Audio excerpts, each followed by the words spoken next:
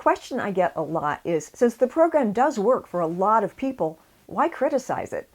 The success rate of AA, defined as 1 year of abstinence from drinking, is about on par with other treatment programs. My issue with the program is it says in writing in the AA Big Book that the program works for almost everyone, and that if it doesn't, it's the person who is at fault, not the program. In the section called How It Works, they basically lay out this program will work for you if you work it.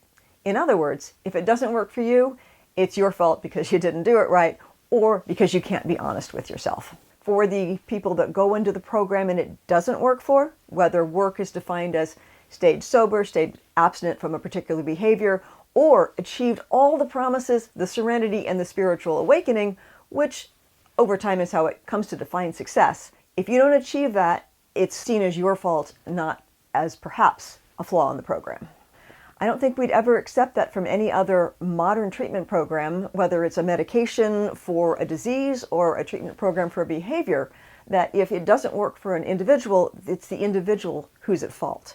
Speaking of modern program, the 12-step program was established through Alcoholics Anonymous in 1939. It was when it was first codified, the steps were written down, and it has remained primarily unchanged since then. And I can't think of a single other medical treatment program or science of any type that we would say should be the same since 1939. The program had a specific demographic that it was written for, basically the same guys that wrote the program. The program does a lot of cutting down of ego and admitting of fault and getting rid of anger and all these things that are important to people whose sense of self-importance has made their life really difficult.